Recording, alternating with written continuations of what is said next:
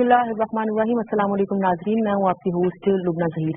नाज़रीन, आज 5 फरवरी है और 5 फरवरी को पाकिस्तान भर में और आज़ाद जम्मू कश्मीर में हम यौम यकजहती कश्मीर मनाते हैं।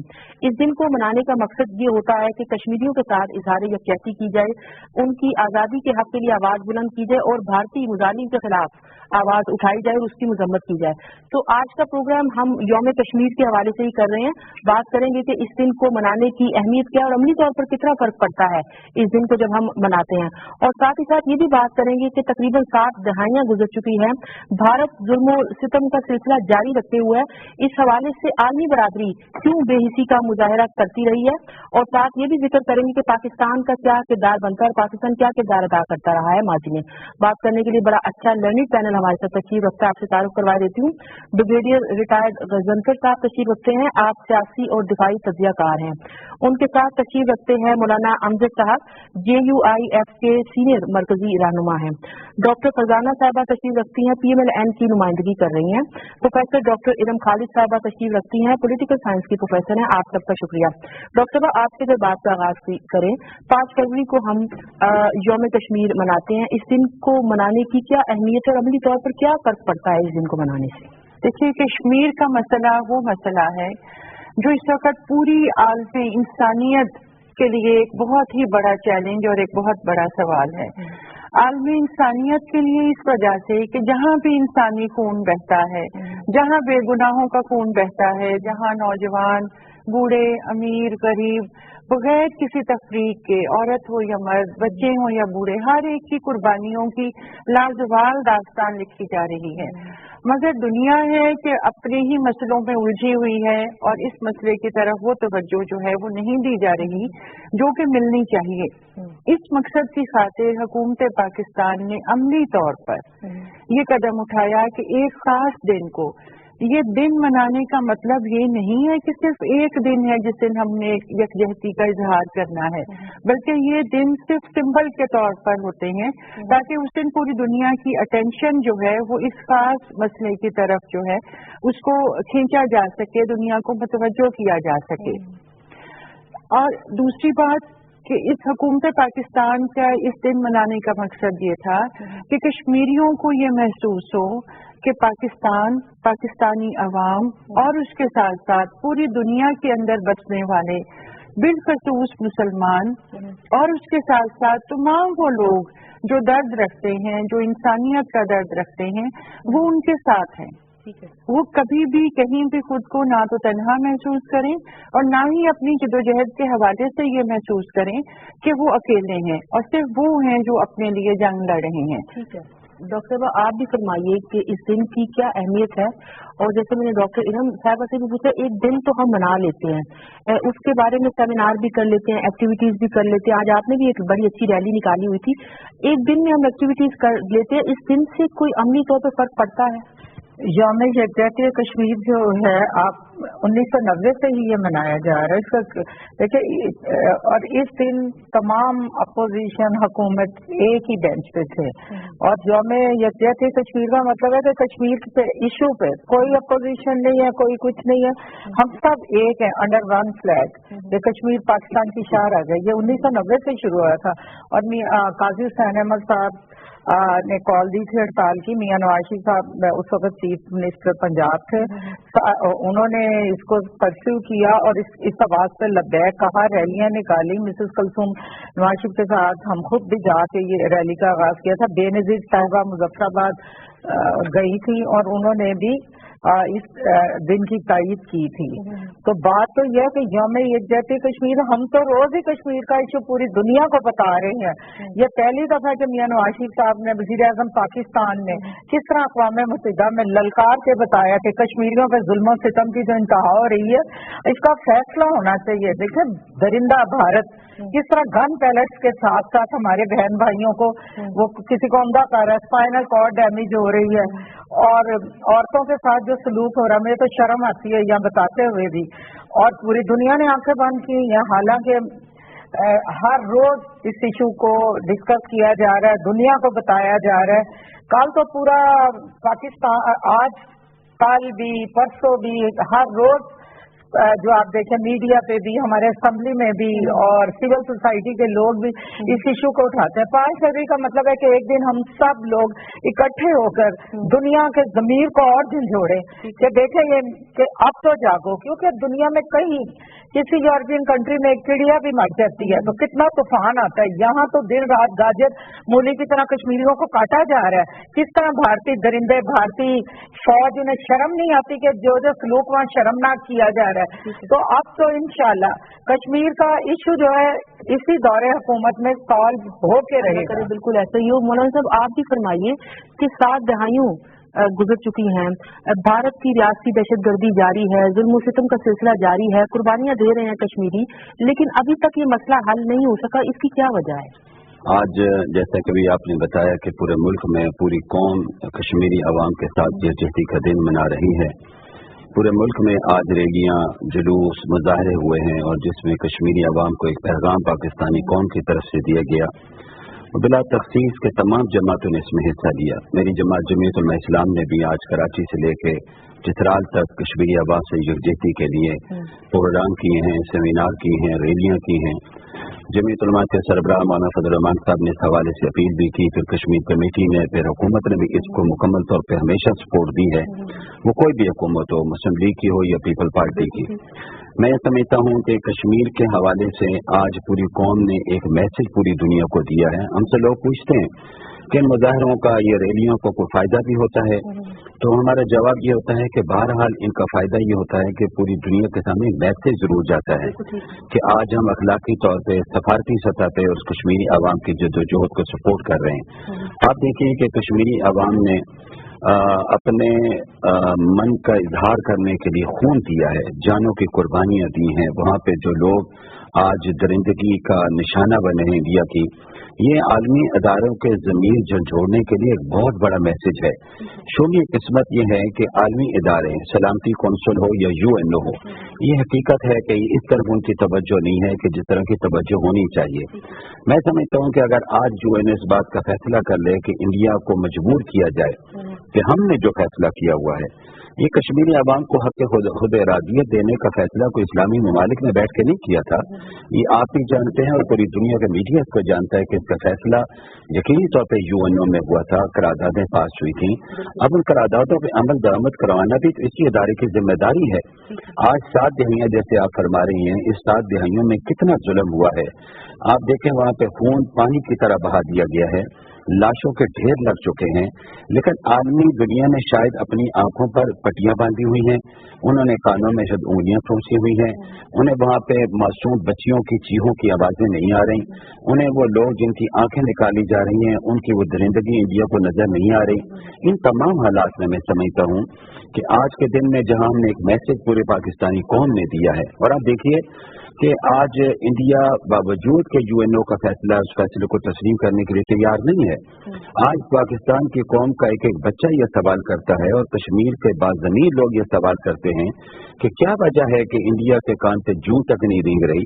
लेकिन एक बात बहुत वाज़ेह हो चुकी है, इंडिया कहता है कि इसमें बैरूनी मुदाखलत है, लेकिन मैं समझता हूँ कि आज कश्मीर में चलने वाली तहरीक तीसरी नस्ल को मुंतकिल हो चुकी है और हम इस नतीजे पर हैं कि आज ये तहरीक कॉलेज तक जा पहुंची है, यूनिवर्सिटी तक जा पहुंची है, घरों तक जा पहुंची है, और वहाँ पे जो नारे लग रहे हैं इस बात का बय्यन सबूत है कि जबर के जरिए इस तरह कब्जा बाकी अब रखना इंडिया के बस की बात नहीं रही। ब्रिगेडियर साहब, आपकी हमेशा से बड़ी अच्छी रिसर्च होती है कश्मीर के बारे में, वहाँ पे जो कुछ हो रहा है और इंडिया की तरफ से जो कुछ किया जा रहा है। हमें ये बताइए कि 7 दहाइयां बड़ा लंबा अरसा होता है, 47 से अब तक कश्मीरी किन हालात में जिंदगी बसर कर रहे हैं, किन किन मुश्किलात का सामने कैसे रहते हैं वहाँ पर? असल में हम सिर्फ 5 फरवरी की बात कर रहे हैं, मैं 5 फरवरी की बात नहीं करता, और हम सिर्फ एक आर्म्ड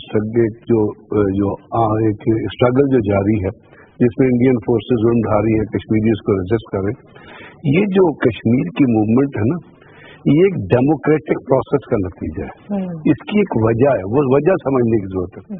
1940 से लेकर 1980 तक शेख अब्दुल्ला, 1947 में जैसे शेख अपना आज़ादी हुई तो वो था 520 प्रिंसिपल स्टेट्स थी। उस वक्त एक रॉन्ग, एक fabricated instrument of accession sign किया गया जो अब तारीख में मौजूद नहीं है। और उस इंस्ट्रूमेंट ऑफ एक्सटेंशन जो महाराजा के साथ इंडिया ने साइन किया था, उस वक्त जो हमारे आज़ादी के मतवाले थे वो श्रीनगर और पुंछ के दरवाजे पे दस्तक दे रहे थे। और जब उनको एक खतरा हुआ इंडिया को कि ये श्रीनगर फॉल हो जाएगा, पुंछ फॉल हो जाएगा, तो उस वक्त एक महाराजा उस वक्त ट्रेवल कर रहा था फ्रॉम जम्मू टू दिल्ली, और एक fabricated instrument of extraction sign किया गया, और उसके जरिए इंडियन आर्मी को पुंछ के एयरफील्ड पे उतारा गया। मत मीनिंग देयर भाई कि पहले दिन जिस दिन इंडियन आर्मी उतरी है उस दिन वो डेमोक्रेटिक नहीं, गासिब फौज के तौर पर उतरी है। तो बुनियादी नुकता ये है कि इंडिया की फौज आज तक, और इंडिया आज तक कश्मीर पे काबिज है, they are not the democratic ruler of Kashmir. पहली बात तो ये। दूसरी बात ये है कि 1940 से 1980 तक की अगर आप तारीख देखेंगे तो शेख अब्दुल्ला ने, जो उसको हम क्रिटिसाइज करते हैं, लेकिन उसने एक कोशिश की कि भी डेमोक्रेटिकली आप एक तहरीक के जरिए या एक प्रेशर के जरिए या डिमांड के जरिए आप वहां से इक्वल राइट्स हासिल करें और रीजनल ऑटोनॉमी हासिल करें। 1980 में जब ये चीज बिल्कुल फेल हो गई तो उसके अंदर से फिर ये स्ट्रगल निकली जो आज आपको नजर आ रही है। और इसका तारीखी पहलू ये है कि अगर 1965 की वॉर में जाएं तो जिस वक्त 1965 की वॉर में नुसरत फोर्सेज और बाकी फोर्सेज कश्मीर में गई थी, उस वक्त कश्मीरियों ने कोऑपरेट नहीं किया था, बिकॉज दे वर फेयरफुल कि जी कुछ चीज होगी, इसलिए हमारी फोर्सेज को विड्रॉ करना पड़ा। उसमें डिबैकल भी हुआ, फिर 1965 की वॉर में आप गए। लेकिन जब उन्होंने ये देखा कि इसके बावजूद इंडिया उनको राइट नहीं दे रहा है तो JKLF वजूद में Jammu and Kashmir liberation front बनी, उसके बाद अली गिलानी साहब आए, और वहां से 1987 में जिस वक्त एक इलेक्शन हुआ और वो इलेक्शन को जो है मैनिपुलेट किया गया, तो वहां से फिर एक तहरीक का आगाज हुआ। और अगर आपको याद होगा कि श्रीनगर के चौक के ऊपर जिस तरह लाखों लोग जमा हुए थे और उसके ऊपर वहां से इंडिया ने फायर किया था, तो एक जुल्म की चीज जो है वो आपके सामने आ गई। अब हुआ ये कि उस वक्त जो ये चीज हुई तो इंडिया ने पहला जो एक्ट लगाया था वो था पोटा, और पोटा के जो इंग्रेडिएंट्स थे उसके तहत उन्होंने ये कहा कि जी हम किसी भी कश्मीरी को, किसी भी मिसक्रिएंट, किसी भी ऐसे आदमी को जो हथियार लेके चलो और लेके बंद कर सकते हैं। पोटा के अंदर कोई, आप यकीन कीजिएगा कि पोटा के अंदर उन्होंने जो 70,000 केसेस पकड़े थे उसमें कुछ पुलिस ने छोड़ दिए, और जो केसेस बाकी जो ट्राई हुए थे उसमें 95% केसेस सुप्रीम कोर्ट ने छोड़ दिए थे। उन्होंने कहा कि ये गलत आपने इसके ऊपर पोजीशन। उन्होंने जब देखा ये पोटा नहीं जा रहा तो फिर आता है arm forces special power act, और arm forces special power act ये कहता है कि इंडियन फोर्सेज किसी भी शख्स को गोली मार सकती है राइट ऑन दी स्पॉट।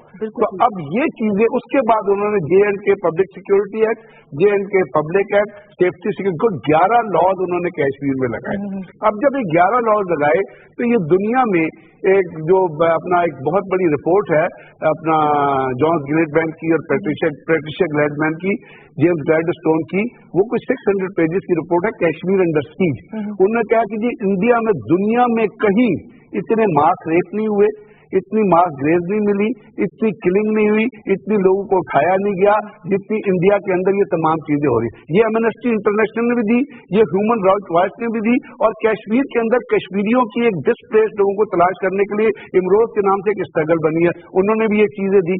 उसके बाद जब ये तमाम चीजें UNO की कमेटी ने एनालाइज की, ये इसकी ब्रीफिंग जब इंडिया अपना अमेरिका की जो स्टैंडिंग कमेटी उसको दी गई, जब विकीलीक के अंदर से ये चीजें चली तो उन्होंने इंडियन आर्मी चीफ का, और इंडियन आर्मी चीफ जो कश्मीर में था उसको जनरल मिलाशोविक से ताबीर किया।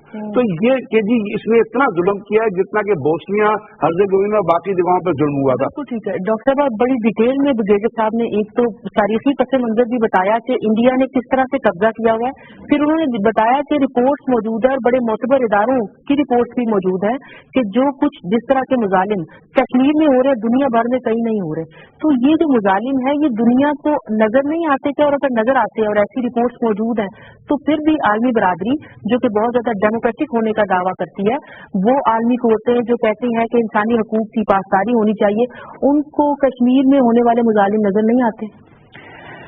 अक्सर मसला ये है कि जब हम कश्मीर की बात करते हैं तो हम थोड़ा सा उसको महदूद पैमाने पर, मुझे यूं महसूस होता है कि हम उसको महदूद मसले के तौर पर पेश करते हैं। कुछ हमारे हवाले से, हमारे एकेडमिक्स के लोगों के, हमारे जो मीडिया है وہ اس مسئلے کو, کشمیر کے ایشو کو اس طریقے سے اجاگر نہیں کرتا کہ یہ صرف چند ہزار لاکھوں کشمیریوں کا مسئلہ نہیں ہے، یہ انڈیا کی طرف سے ایک پورے خطے کے امن اور سلامتی کے لیے ایک خطرہ بنایا جا رہا ہے، بلکہ انڈیا بنا چکا ہے.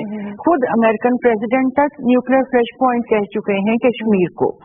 یعنی یہ ایسا نہیں ہے کہ آگے ہی نہیں ہے، پوری دنیا کو اندازہ ہے کہ اگر کشمیر کا مسئلہ حل نہیں ہوتا تو نہ صرف اس خطے کے اندر دیر پا امن نہیں لایا جا سکتا، اسی طریقے سے پوری دنیا کے امن کو بھی خطرہ ہے، کیونکہ کسی بھی وقت یہ جو جدوجہد ہے یہ اگر اسی طریقے سے جاری رہی اور انڈیا کی طرف سے ظلم کی داستان ایسے ہی چلتی رہی تو اس کا بہت بڑا ریئیکشن جو ہے وہ کسی بھی وقت سامنے آ سکتا ہے، اور پھر اس کے نتائج کیا ہوں گے اس کے بارے میں شاید دنیا سوچنے پر ابھی تیار نہیں ہے اس طریقے سے. اس کا حل کیا ہے، میں ساتھ ہی یہ بات ایڈ بھی کر دوں جو آپ نے سوال بھی پوچھا. دیکھیے جتنے بھی پلیٹ فارم ہیں، جیسے یو این کا پلیٹ فارم ہے یا بڑی طاقتیں ہیں، بڑی طاقتوں میں ہم دیکھ رہے ہیں کہ اس خطے کے اندر بہت ساری چینجز آ رہی ہیں، اس وقت اسٹریٹجک لیول پر بھی چینجز آ رہی ہیں.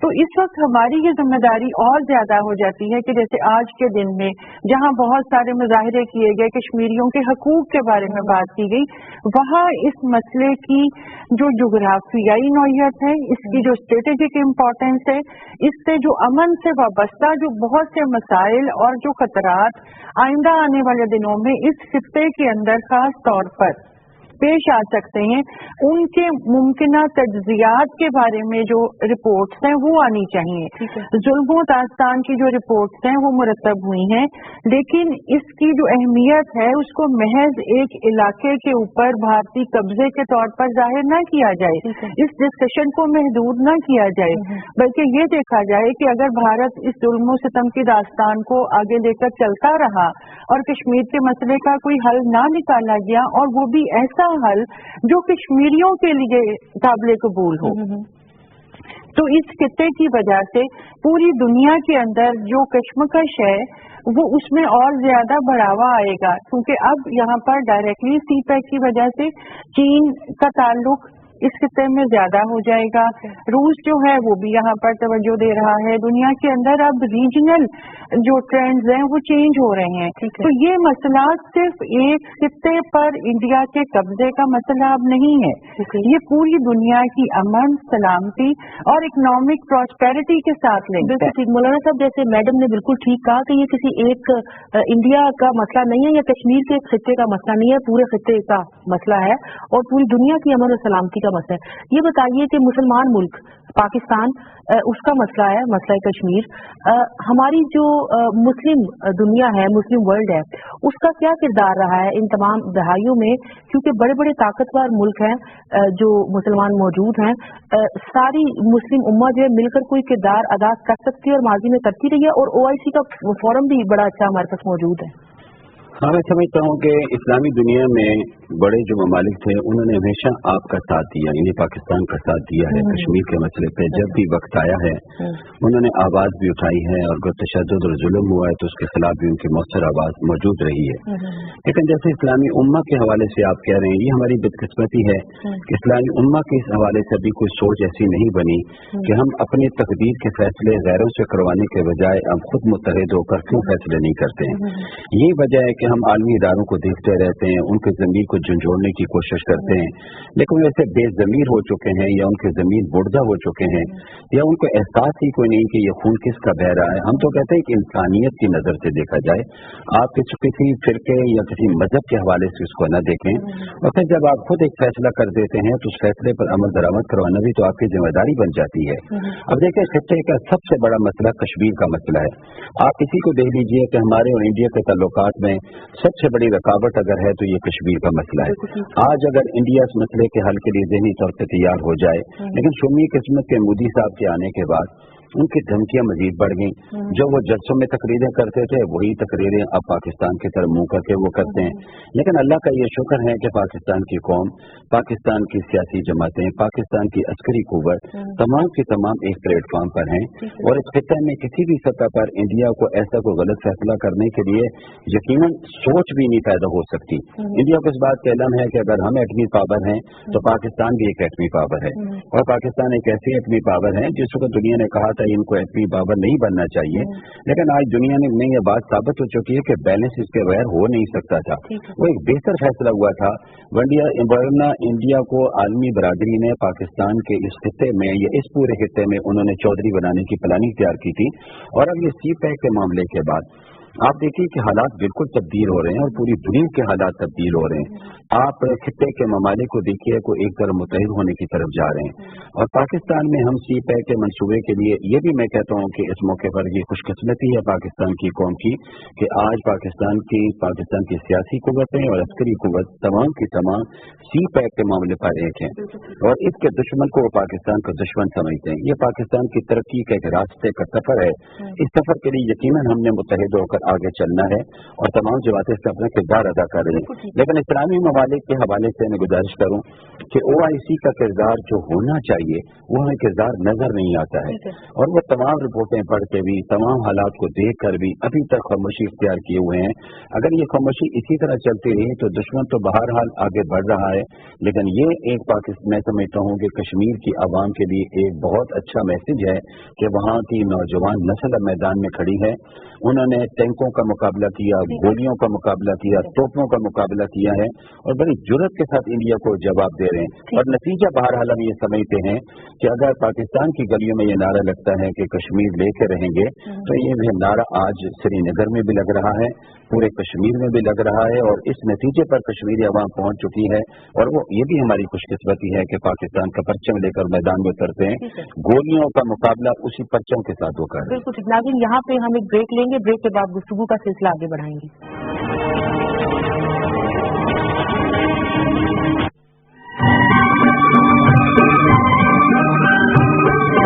मेरा दिल तेरी मोहब्बत का है जान बख्श गया,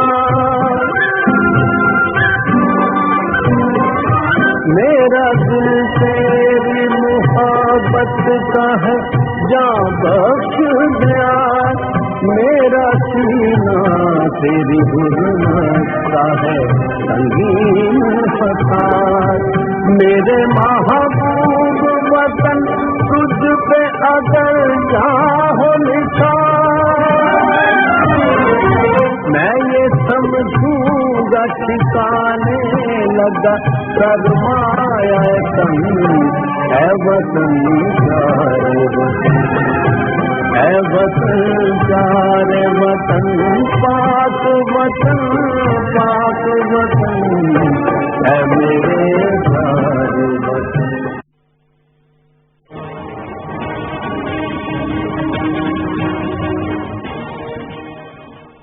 वेलकम बैक नाज़रीन। डॉक्टर फरजाना, जैसे हम कश्मीर के इशू के हवाले से बात करें कि 7 दिहाइयां गुजर चुकी है, जुल्म तशद्दुद का सिलसिला जारी है, लेकिन आलमी बरादरी भी बेहिसी का मुजाहरा कर रही है और मुस्लिम उम्मा भी चूंकि मुत्तहिद नहीं है तो गालिबन इस वजह से मसला हल नहीं हो सका। ये भी कहा जाता है कि पाकिस्तान का बड़ा किरदार बनता है, पाकिस्तान इजहार यकजहती करता रहा है, इमदाद भी फराहम करता रहा कश्मीरियों के लिए, हर तरह की सियासी सपोर्ट भी, मॉरल सपोर्ट भी, लेकिन ये तनकीद की जाती है कि सिफारती कमजोरी रही है हमारी, हम डिप्लोमेटिकली बड़ा एक्टिव रोल प्ले नहीं कर सके, दुनिया को बावर नहीं करवा सके कि कश्मीर का इशू बेहद अहम है, इसको हल होना चाहिए। क्या कहेंगी आप बिल्कुल वजह फरमा रही है, इसलिए कि साबका जो हुकूमतें थी उन्होंने कश्मीर के इशू को प्रायोरिटी नहीं दी। सिर्फ मियां नवाज शरीफ अभी जब पहले भी जब वजीर आजम थे और तब भी उस वक्त कश्मीर का इशू जो था बहुत हाईलाइट हुआ था एक, और जगह जगह इंटरनेशनली भी लोगों को बताया गया और जाके जितने ग्रुप्स जाया करते थे और बताते थे कि जी किस तरह कश्मीर जो है 83,000 मुरब्बा मील पे मुश्तमिल है, ये हसीन और जमील वादी ही कहेंगे, कश्मीर जन्नत नजीर ऐसे ही तो नहीं कहते। और आपको पता गिलगित बल्तिस्तान, आजाद कश्मीर, ये सारा इसी का एक हिस्सा है, लेकिन ये वैली जिस पे के मुजाहिदीन हमारे पहुंच चुके थे श्रीनगर में, उस वक्त ये नेहरू साहब भी भागे गए थे, हम नहीं गए थे यूएनओ में, यही गए थे कि खुदा के लिए फौजें ये जो है सीज फायर करवाया जाए और यहाँ पे हम रेफरेंडम करवाएंगे, और उस वक्त यूएनओ ने उनकी बात मानी और उस वक्त से ये करारदाद है ना यूएनओ की करारदाद। अब ये यूएनओ का जो है इसका ये राइट उसका फंडामेंटल कश्मीरियों का ये राइट है और ये उनका जिम्मेदारी है कि वो एक यूएनओ का दायरा ऐसा दायरा है जिसमें ये कहते हैं कि जी यहाँ जो बात होती है, जो कमिटमेंट होती है वो पूरी होती है। वो मेरा ख्याल कश्मीरियों का ये तो कभी भी पूरी नहीं हुई। और इस वक्त जो आप देखें कि अगर आप वैली में जाएं तो पाकिस्तान का परचम साफ होता है, कश्मीर बनेगा पाकिस्तान, पाकिस्तान का कश्मीर से रिश्ता क्या, ला इलाहा इल्लल्लाह, बुरहान वानी की शहादत ने उसके खून ने जो जिला बख्शी है इस लहर को। और अब तो कश्मीरी बच्चा बच्चा, बूढ़ा बूढ़ा और खवातीन भी कहते हैं अब हम भूखे भी मरेंगे तो कश्मीर को अब पाकिस्तान के साथ शामिल करवाएंगे, लेकिन और आजादी लेके छोड़ेंगे, मगर बैक पे हम ये तस्लीम करते हैं क्योंकि वो हमारा हिस्सा है और हमारी प्रायोरिटी हमारी हुकूमत की कि हमने कश्मीर का इशू सॉल्व करके छोड़ना है। उसके लिए ये देखें अभी जो ग्रुप्स गए थे वहाँ इंग्लैंड में, यूके में, ऑस्ट्रेलिया में, दूसरी जगह पे, मैं खुद अपने पर्सनल विजिट पे गई थी तो मैंने खुद ब्रेडफोर्ड में तकरीर की थी और ऑस्ट्रेलिया में भी बताया था। बहुत से लोगों का जहन जो था उन्हें क्लैरिटी नहीं थी, क्लैरिटी ऑफ माइंड नहीं थी। मैंने उन्हें पूरी वीडियो दिखाई कि ये देखें ये जुल्म हो रहा है, किस तरह जो कश्मीरी बेचारे अभी वो तो उनका देखें सिर्फ घर से निकलते हैं अपनी वो आवाज भी ना बुलंद करें तो उनको छरों के साथ कभी किसी को नबीना किया जा रहा है, खाना अगर आता है तो वो पहुंचे में जो रोन दिया जाता है, घरों को आग लगा दी जाती है, तो उनको बड़ा अफसोस। तो हमने कहा कि ये कश्मीर जो है ये पाकिस्तान की शाह रग है और हमारे बहन भाई हम 90% मुस्लिम वहाँ पे रहते हैं और जब ये पाकिस्तान की जो तकसीम हिंदुत्व का तक कंप्लीट हो ही नहीं सकती जब तक के कश्मीर पाकिस्तान से नहीं आ मिलेगा। दो हिस्से हमारे पास है, तीसरा भी हमारा हिस्सा। बिल्कुल ठीक है, आपकी तरफ आती, लेकिन डॉक्टर उससे पहले ये तबसरा कर दे, जैसे यूएन की बात की है तो यूएन जैसा बड़ा इदारा वो क्यों अपनी साख खराब कर रहा है, वो कोई भी किरदार अदा करने में बुरी तरह से नाकाम रहा है। और दूसरी बात ये कि जैसे हम इंसानी हकूक की बात करते हैं, आज की दुनिया तो ह्यूमन राइट्स के बारे में बड़ी सेंसिटिव है, विमेन राइट्स के बारे में बड़ी सेंसिटिव है। किसी औरत के बारे में कोई हल्का सा वाकया भी हो जाए तो दुनिया में शोर डर जाता है। तो कश्मीरी औरतों के साथ और कश्मीरी बच्चों के साथ, कश्मीरियों के साथ जो कुछ हो रहा है वो यूएन को, आलमी ताकतों को, बड़ी बड़ी ह्यूमन राइट्स एक्टिविस्ट को नजर नहीं आता। डॉक्टर साहबा, एक बात पर हमें कामिल यकीन होना चाहिए कि जहाँ भी तहरीक चलती है और खास तौर पर इंसानी हकूक की बुनियाद पर और जो मजालिम वहाँ हो रहे हैं दुनिया में, जहाँ भी ऐसी जद्दोजहद हुई, जहाँ भी तहरीक चली, उसका मंतकी अंजाम लाजिम है। तो कश्मीर की तहरीक का एक मंतकी अंजाम जिसमें कश्मीरियों को उनके हकूक लाजमन मिलेंगे, ये इसमें तासीर हो रही है, तासीर हो सकती है थोड़ी, लेकिन जिस तरीके से अब वो मुत्तहिद होकर खुद अपने लिए जदोजहद कर रहे हैं, अपनी आवाज को उठा रहे हैं, यकीनन ये आवाज पूरी दुनिया के ताकत के ईवानों तक जरूर पहुंचेगी। पहली बात। दूसरी बात जो आपने कही कि अक़वाम मुत्तहिदा अपना वो किरदार इस मामले पर अंजाम क्यों नहीं दे रहा जो उसका फर्ज है।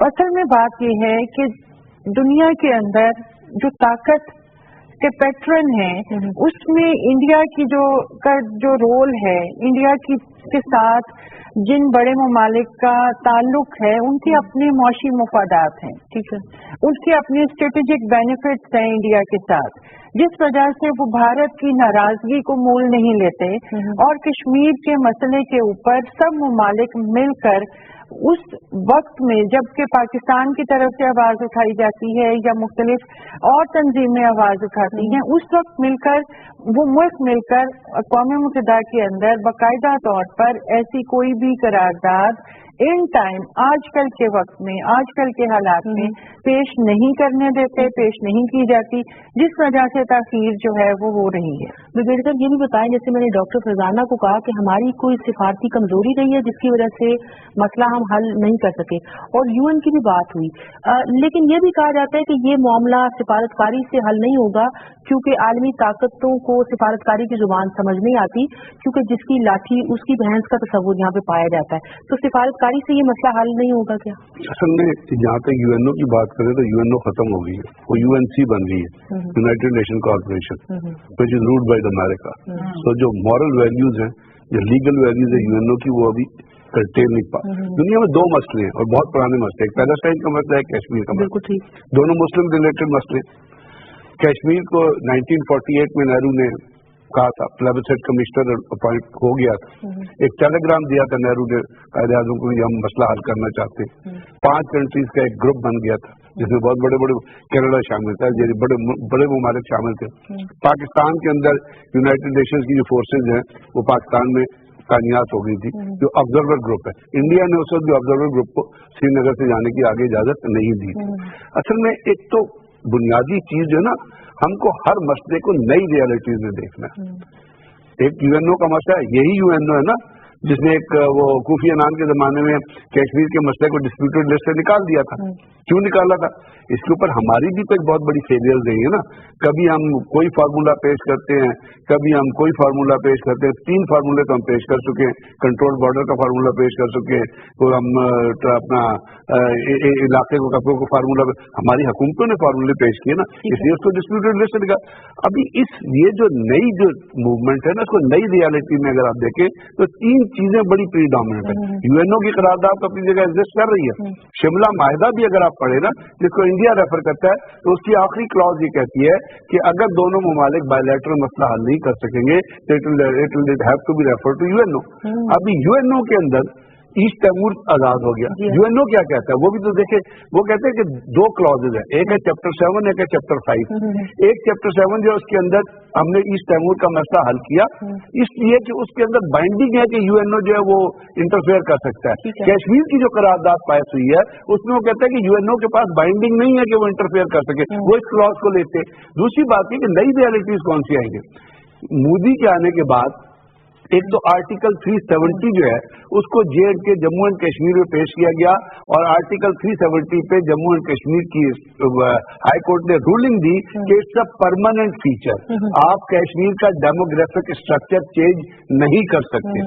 उसके बाद महबूबा मुफ्ती की हुकूमत ने एक करारदाद पेश की J&K असेंबली में, उन्होंने कहा कि हम ये अप्रूव करते हैं, उन्होंने अप्रूव की वो असेंबली ने कि कश्मीर को एनेक्स कर दिया जाए इंडिया के साथ।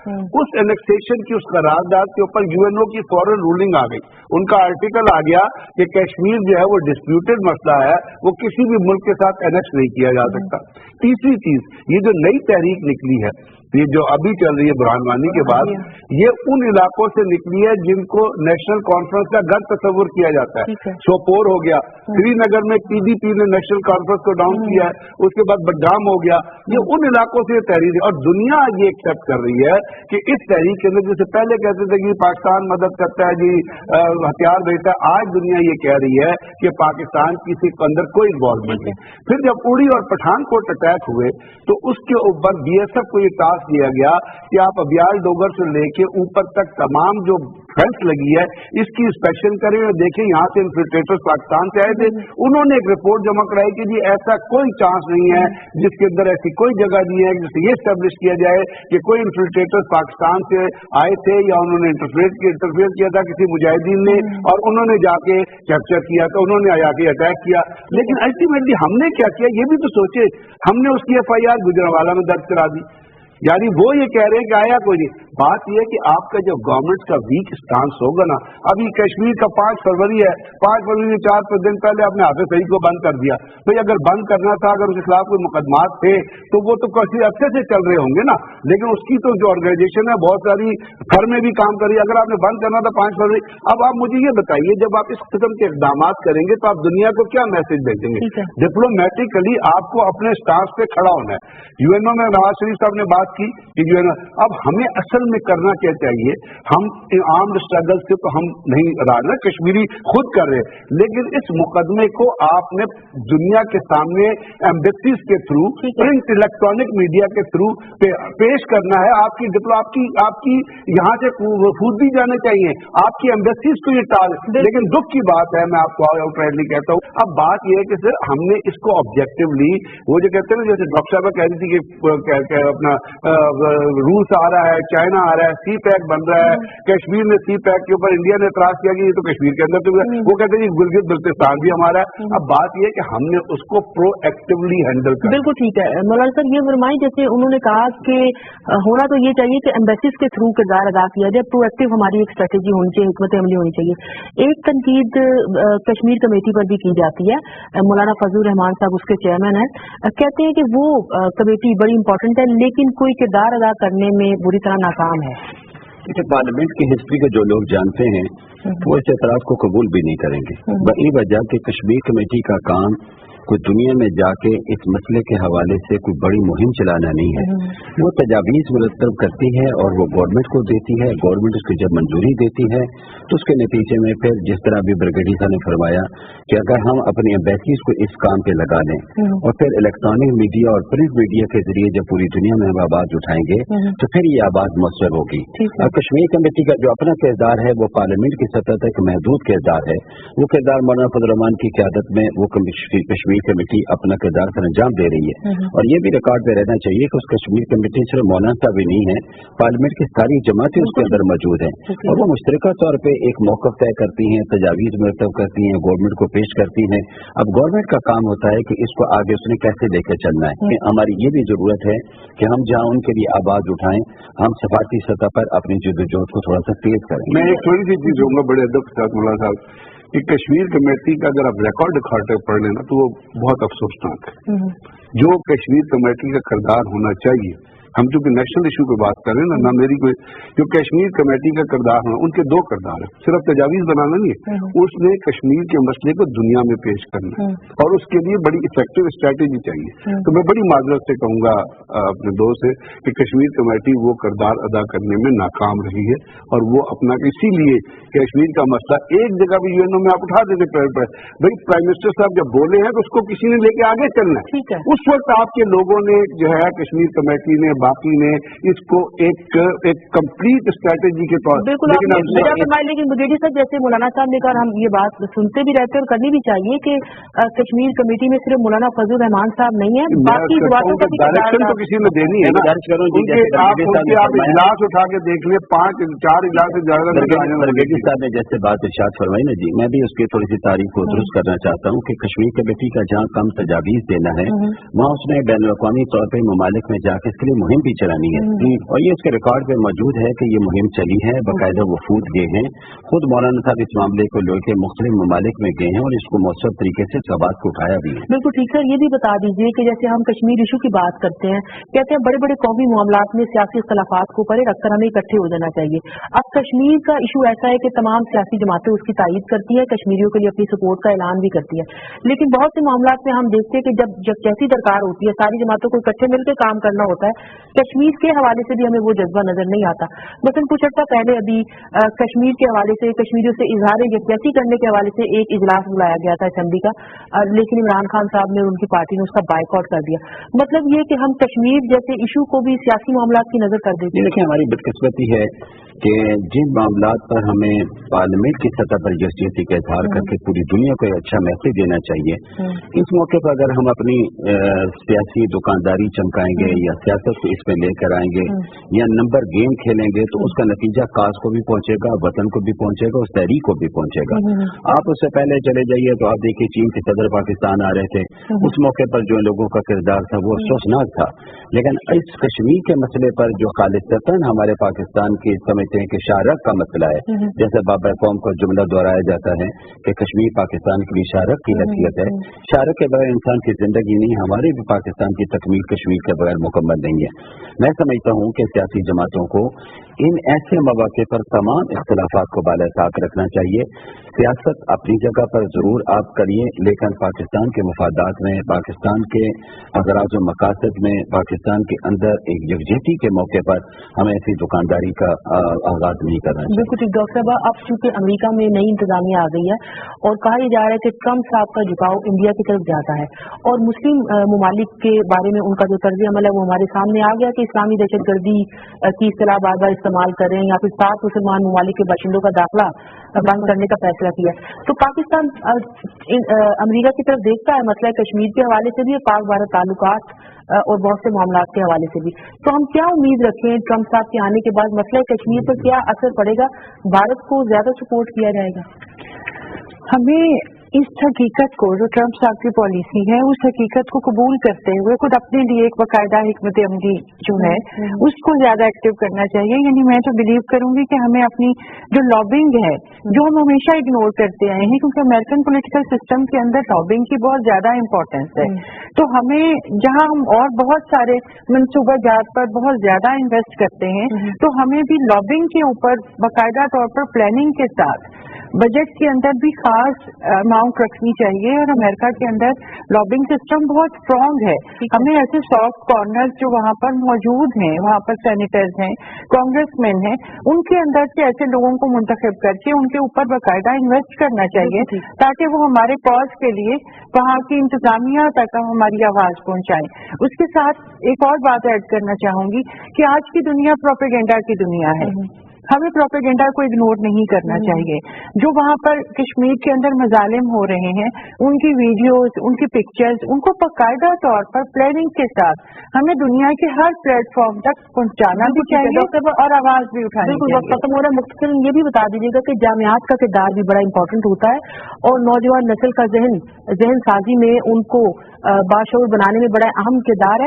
तो हमारी जामियात ये किरदार अदा कर रही है कि मसला कश्मीर को नौजवान नस्ल तक मुंतकिल कर रही है, उनके दिल में कश्मीरियों की मोहब्बत पैदा कर रही है? नहीं, मैं यहाँ समझती हूँ और मैं बिल्कुल हकीकत बयान करूंगी कि जिस तरीके से कश्मीर के मसले को पढ़ाया जाना चाहिए, इसके बारे में जो नॉलेज, जो इंफॉर्मेशन और जो रियलिटीज हमें अपनी नौजवान नस्ल तक कन्वे करनी चाहिए, वहाँ हम पूरे तौर पर अपना वो किरदार अंजाम नहीं दे रहे।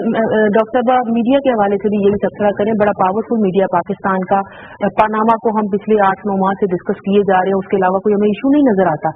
कश्मीर जैसे बहुत सारे मामला इग्नोर हो जाते हैं। ये तो एक ऐसा मसला है जिसके पूरा साल हमें बात करनी चाहिए मीडिया पे, बजाय इसके कि हम 5 फरवरी पे प्रोग्राम करें। तो ये बताएं, हमारा मीडिया नौजवान नस्ल तक, पाकिस्तानियों तक और दुनिया भर में कश्मीर का इशू हाईलाइट करने में किस कदर किरदार अदा कर सका है? अगर फ्रेंकली स्पीकिंग मीडिया कितना पावरफुल होता है और बार बार ब्रेकिंग न्यूज ये चल रहा है, वो अगर आप मीडिया ही एक रोल इम्पोर्टेंट अदा कर सकता है, लेकिन सॉरी कश्मीर के लिए कोई या ड्रामा की सूरत में भी आप बता सकते हैं। जब वानी की शहादत हुई है और उसको ये कश्मीरी मुजालिम को हाईलाइट ही नहीं करते, कितनी वीडियोस बार बार हर एक के पास है, तकरीबन हर पाकिस्तान के, चूंकि उनके मोबाइल पे आ जाती हैं, तो वो दिखाएं और इसको बार बार उजागर करें। इस तरह इंडिया वाले हैं, वो किस तरह अपना राग बुलाते रहते हैं हर किस्म का, क्योंकि वो बड़े चरब जबान कौम है। हमारा मीडिया कोई काम नहीं है, हमारा मीडिया बड़े इंटेलिजेंट लोग हैं, मगर वो उसको प्रायोरिटी नहीं देते। मैंने एक नज्म लिखी है, मैं तो बहुत दिल चाहता, दिल दुखा होगा कि मीडिया के हवाले से बताऊं, मैं कितने प्रोग्राम में जाती हूँ जहां मैं इंडिया के खिलाफ बात करती हूँ, वो काट दिया। मैं आपकी नज्म पे आती हूँ। मौलाना साहब, आखिरी सवाल आपसे करूँ, ये बताइएगा कि अगर हम कश्मीर के इशू की बात कर रहे हैं तो बात ये हुई कि आलमी बरादरी बेइज्जती का मुजाहरा कर रही है और आलमी ताकतों की अपनी प्रायोरिटीज हैं, तरजीहात हैं। इंडिया की तरफ टिल्ट के बारे में डॉक्टर साहब ने बताया कि मुआशी तौर पर उनके इंटरेस्ट आपस में मिले हुए हैं। पाकिस्तान को इकोनॉमिकली स्ट्रांग होने की कितनी जरूरत है कि दुनिया से अपना मौकफ बनवा सके मसले कश्मीर के हवाले से? देखिए, बुनियादी तौर पे जब जैसा कि अभी आपने ये बात कही थी कि मीडिया को सिर्फ 5 फरवरी, मीडिया नहीं बल्कि पाकिस्तान के तमाम इदारों को सिर्फ 5 फरवरी के हवाले से ही अपनी पॉलिसी को फोकस नहीं करना चाहिए। हमें इस हवाले से रोजाना बात करनी चाहिए। इलेक्ट्रॉनिक मीडिया को अपना किरदार अदा करना चाहिए, प्रिंट मीडिया को अपना किरदार अदा करना चाहिए। माशी तौर पर जब तक आप मजबूत नहीं होंगे, आप लोगों से भीख भी मांगते रहेंगे और उनसे इस तरह की दरख्वास्त भी करते रहेंगे। पाकिस्तान इस वक्त माशी तरक्की के लिए सी पैक के मनसूबे की तरफ जा रहा है, जिस पर पूरी कौम मुत्तहिद है। हमें इसको आगे बढ़ना होगा, इसको आगे लेकर चलना होगा, लेकिन ये बात जरूर ध्यान में रखनी चाहिए कि इस मनसूबे को खतरनाक सतह पर ख़त्म करने के लिए भी आपका पड़ोसी मुल्क अपना किरदार अदा कर रहा है और वो मनफी रोल प्ले कर रहा है। बलूचिस्तान में जो सूरत हाल पैदा हुई है, ब्रिगेडियर साहब इस हवाले से बेहतर तबसरा कर सकते हैं। इन तमाम हालात पर पूरी कौम पर नजर रखनी होगी, पूरी कौम को अपनी सफ़ों में यूनिटी पैदा करनी होगी और इसके लिए उन्हें बहरहाल मैदान अमल में खड़ा होना होगा और सारे इख्तिलाफात को बारिताक रखना। बिल्कुल बढ़िया फरमाया डॉक्टर फरजाना, आपने कोई नज़म तहरीर की है, लिखी है मसला कश्मीर के हवाले से, वो हमें आप सुनाइए। जी, ये नज़्म जो है मेरे कश्मीर के नाम से है, ये कश्मीरी बहन भाई इसको सुने और पूरी दुनिया इसको सुने और इसमें जज्बात का इजहार है कि जो पूरी कौम चाहती, पूरी दुनिया में बसने वाले कश्मीरी भी यही चाहते हैं और ये कश्मीरी बहन की तरफ से नजर है अपने कश्मीरियों के लिए, खासकर बुरहान वानी और इतने जो शहीद हुए हैं। मेरे कश्मीर, क्योंकि आपको पता मैं खुद भी कश्मीरी, मेरा ताल्लुक भी वाजदात का श्रीनगर से है। मेरे कश्मीर, मैं शर्मिंदा हूँ, मैं शर्मिंदा हूँ मगर क्या करूँ, मैं मजबूर हूँ तेरे सीने पर बेज़मीर हिंदू फौज का, तेरे सीने पर बेज़मीर हिंदू फौज का एक बोझ गिरा है, मगर मैं तुझे तन्हा नहीं छोड़ूंगी। मेरा लहू तेरे लिए हाजिर है, मेरा लहू तेरे लिए हाजिर है, मेरे आंसू तेरी जमीन में हर रोज दफन होते हैं और दिल से एक आह निकलती है। मेरी जन्नत के दुश्मनों निकल जाओ इस हसीन वादी से, मेरी जन्नत के दुश्मनों निकल जाओ इस हसीन वादी से और आओ मेरे हमवतनों, और आओ मेरे हमवतनों अपने लहू की सुर्खी से फिर एक बार आजादी की शमा जला दें। मेरे वतन, मेरे कश्मीर तू सलामत रहे, पाकिस्तान और कश्मीर बनेगी एक जंजीर। जबरदस्त, बहुत अच्छी नज़म, बहुत शुक्रिया। वक्त हमारे पास खत्म हो गया है। ब्रिगेडियर गजनफर साहब, मौलाना अमजद साहब, डॉक्टर फरजाना साहबा, प्रोफेसर डॉक्टर इरम खालिद साहबा, आप सबका शुक्रिया। नाज़रीन, गुफ्तगू आपने सुनी और हमने 5 फरवरी यानी यौम कश्मीर के हवाले से बात की। मौलाना अमजद साहब ने बिल्कुल ठीक फरमाया कि सिर्फ हुकूमत का, मीडिया का फर्ज नहीं होता या सियासतदानों का फर्ज नहीं है कि मसला कश्मीर के हल के लिए अपना किरदार अदा करे।